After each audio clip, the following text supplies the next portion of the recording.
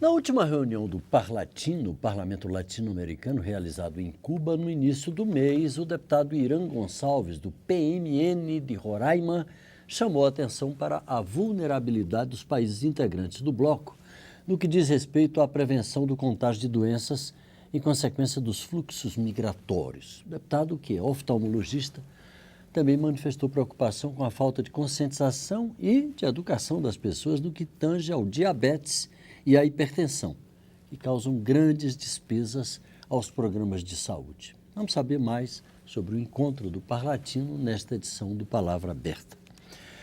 Deputado, antes de mais nada, dessa reunião saiu o que de concreto? Algum Tudo documento bem, Paulo? foi aprovado? É um prazer estar mais uma vez aqui para a gente falar sobre saúde, já que é um tema que me diz respeito, já que sou médico. E nós começamos a discutir dentro da pauta da reunião, que a pauta tratou de o tema saúde pública e infância e adolescência. Uma parte dos parlamentares participou dos eventos que tratavam da infância e adolescência. E um outro grupo de senadores e deputados participou da parte que tratava da saúde pública, não é? E uma coisa que me chamou muito a atenção é que a reunião, diferentemente de outras que eu já participei, achei que foi uma reunião que ela foi ideologizada. Se deu muita importância a discussões muito particularizadas na Venezuela e em Cuba. Se tratou da questão da vigilância epidemiológica em relação ao ebola, que felizmente nós não temos no nosso continente, e que o fluxo migratório... A infecção pode acontecer, mas nós temos uma vigilância efetiva no país. Nós estamos vigiando todas aquelas pessoas que são oriundas de áreas endêmicas da África, as pessoas que têm sintomatologia, têm febre. Em aeroportos e fronteiras alfandegárias. Sim, nos aeroportos, em todos os pontos de entrada no país.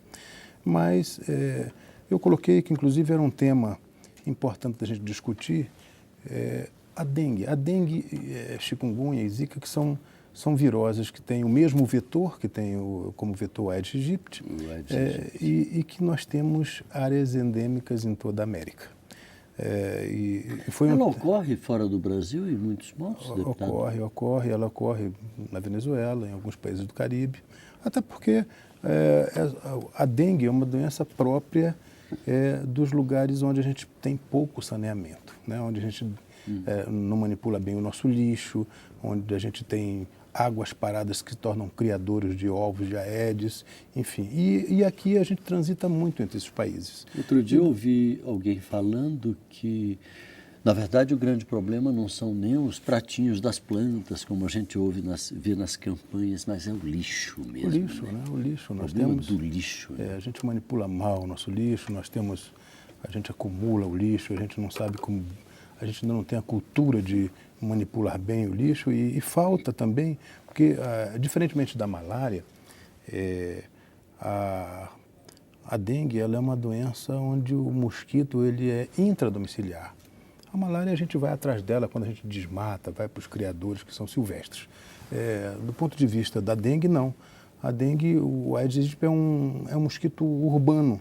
Você cria em casa? Cria em casa. E ele fica nos criadores na casa, nos vasinhos de planta, como você mencionou, nos pneus, nas latas, nas garrafas que nós deixamos acumular, inclusive nos acúmulos de água que eventualmente ficam ao redor dos domicílios, onde não...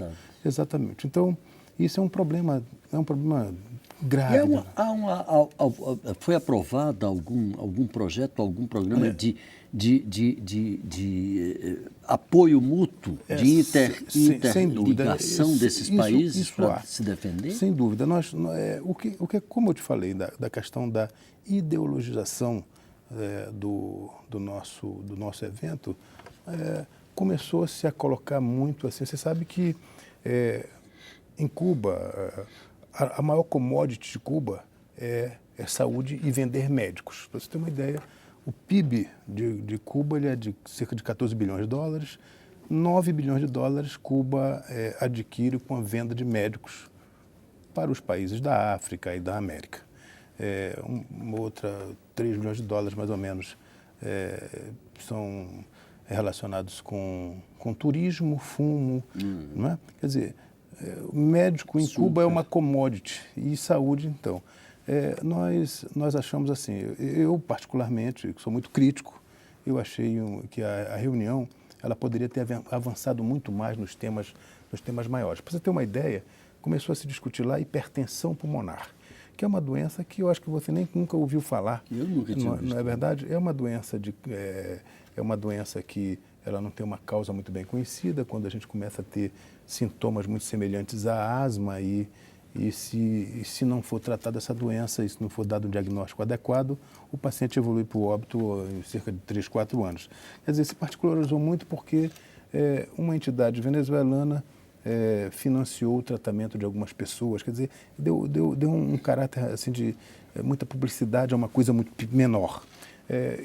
Nas discussões, eu coloquei que aquilo era importante, mas quando nós estamos tratando de saúde pública, nós temos que ver a questão mais macro. O que é importante na saúde das pessoas? E, a meu ver, como oftalmologista, e que tenho, na minha especialidade, problemas gravíssimos que são oriundos de hipertensão e diabetes, eu chamei a atenção para esse tema, que essas patologias são... Qual foi a receptividade? Foi muito boa. E nós ficamos de, inclusive, discutir mais isso num próximo encontro que vai haver no próximo mês no México. Porque ficou muito particularizada nessas questões que eu te falei agora. Então, para você ter uma ideia, um custo grande da saúde pública do nosso país, do SUS, ela está envolvida com hemodiálise em pacientes renais crônicos. Por quê?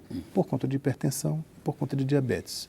A coisa que mais cega no mundo de maneira irreversível não é glaucoma, é retinopatia diabética. Quer dizer, eu acho que se nós tivermos um programa continental de conscientização das pessoas, da gente mostrar para as pessoas que quando elas ficam diabéticas, elas têm uma doença grave e às vezes, eventualmente, essa doença se transforma numa doença mais grave do que um câncer, por exemplo, porque o câncer, normalmente, quando a gente dá um diagnóstico, olha, você tem câncer, você já fica resignado, começa a fazer tratamento, tentar sobreviver, começa a restringir seu comportamento, suas atividades, ter cuidado com sua saúde, né? Normalmente a gente vê os diabéticos, eu estou diabético, mas eu posso comer, posso tomar cervejinha, posso comer um torresminho, comer uma batatinha e tal, e aí diz assim, olha, eu estou controlando o meu diabetes, mas quanto é que está teu diabetes? Não, tua glicemia. A glicemia está... Não, mantém em 150 que eu acho que está bom.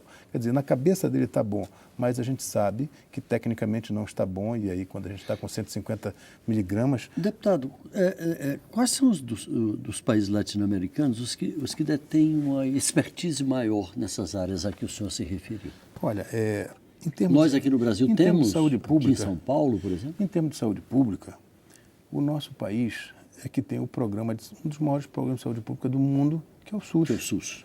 Que o SUS é quem atende 80% da população brasileira. Tem falhas, tem dificuldades, sim, tem dificuldade de acesso, tem dificuldade de financiamento, tem dificuldade de a gente garantir presença de médico nos programas de saúde da família nos lugares mais longínquos, como os municípios lá do meu estado de Roraima, por exemplo, mas... cerca de 80% das pessoas do Brasil são atendidas pelo SUS. Nós temos expertise nisso. Nós podemos, inclusive, transferir toda essa experiência que nós temos para os países da América Latina, do Caribe, boa, né? Sem dúvida. E isso é uma coisa que... Porque esse foi o primeiro... Nós tivemos uma reunião com o presidente anterior, agora a presidente é uma senadora do México, e que eu senti que ela vai dar uma dinâmica muito maior às atividades do Parlamento Latino-Americano, que ficaram, a meu juízo, elas ficaram muito particularizadas num bloco ideológico. Fala em ideologia, deputado. Eu, antes da entrevista, tive a curiosidade de dar uma olhadinha nos princípios do Parlatino, e entre eles diz a pluralidade política e ideológica como base de uma comunidade latino-americana democraticamente organizada. Como é que Cuba se situa dentro disso? Você conhece Cuba, nós estávamos conversando aqui antes, e pela nossa conversa eu vi que você conhece muito bem. Cuba tem contrastes profundos. Eu não sei, eu não consigo entender, Paulo, como é que as pessoas conseguem viver num mundo completamente fora do contexto globalizado que nós estamos. Para você ter uma ideia, as pessoas não têm acesso à internet, Paulo. Internet, quando tem acesso, por exemplo, assim, um pesquisador ele tem acesso à internet naquilo que ele está procurando de conhecimento.